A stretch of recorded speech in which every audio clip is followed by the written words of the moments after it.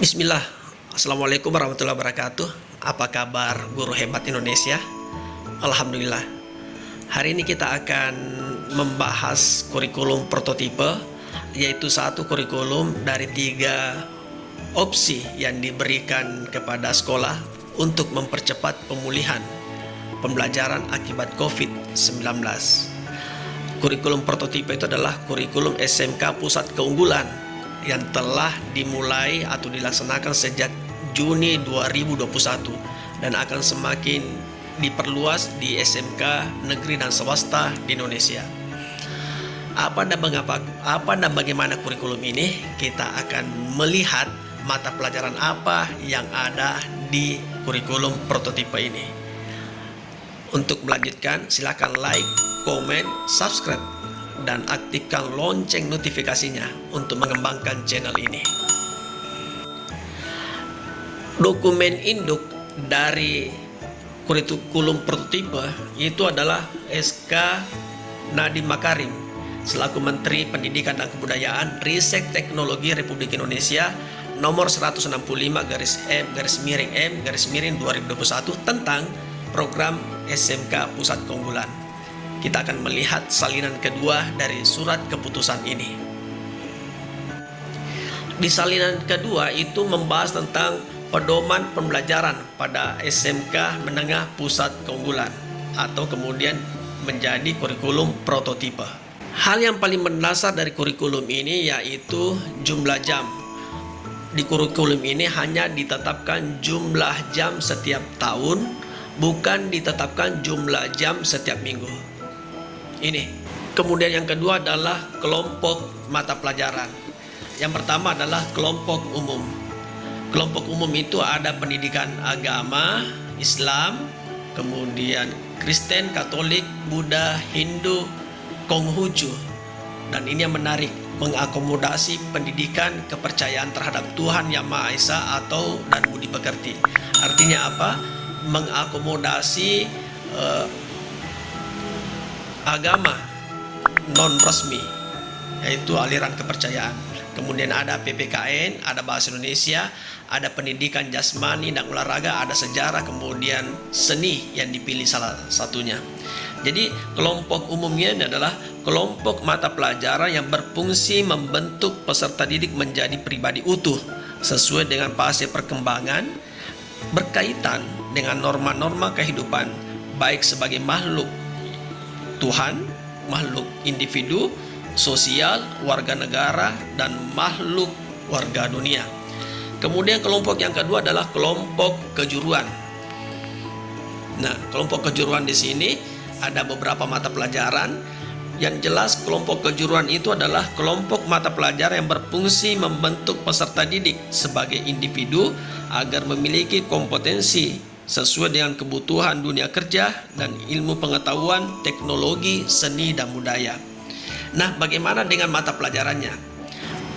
Bahwa matematika dan bahasa Inggris itu berisi materi umum untuk mendasari pembelajaran di kelas 11 dan kelas 12. Nah, mata pelajaran matematika dan bahasa Inggris di kelas 11 dan 12 merupakan pendalaman materi dalam konteks kejuruan pada masing-masing program kalian. Kemudian mata pelajaran yang lain yaitu mata pelajaran informatika. Ini baru, berisi berbagai kompetensi untuk menunjang keterampilan berpikir kritis dan sistematis guna menyelesaikan beragam permasalahan umum. Kemudian ini juga ada mata pelajaran yang baru yaitu mata pelajaran proyek ilmu pengetahuan alam dan sosial, yaitu berisi tentang literasi. Jadi hanya berisi tentang literasi, ilmu pengetahuan alam dan sosial yang diformulasikan dengan tema-tema kehidupan yang kontekstual dan aktual. Kemudian yang lain adalah ada mata pelajaran kejuruan itu yang dipelajari di kelas 10 merupakan mata pelajaran dasar-dasar kalian. Kemudian mata pelajaran kejuruan di kelas 11 dan 12 merupakan mata pelajaran yang konsentrasinya berisi kelompok unik-unik kompetensi pada program kalian. Mata pelajaran konsentrasi ini dikembangkan oleh satuan pendidikan sesuai dengan program keahlian yang dibuka dan kebutuhan dunia kerja. Nah, ada mata pelajaran proyek kreatif.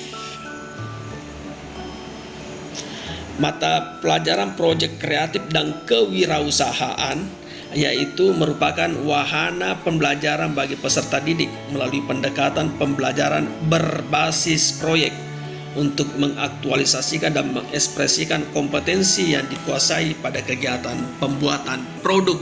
Nah, ini pekerjaan layanan jasa secara kreatif dan bernilai ekonomis.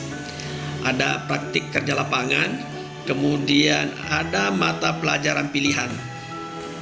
Jadi mata pelajaran dipilih oleh peserta didik berdasarkan passion untuk pengembangan diri, baik untuk berwirausaha, bekerja pada bidangnya, atau melanjutkan pendidikan. Contohnya mata pelajaran bahasa asing selain bahasa Inggris. Yang lain, kelompok yang lain tadi kita membahas ada kelompok umum, kemudian ada kelompok kejuruan, ada kelompok bagian C yaitu proyek penguatan profil pelajar Pancasila dan budaya kerja, itu 288 jam.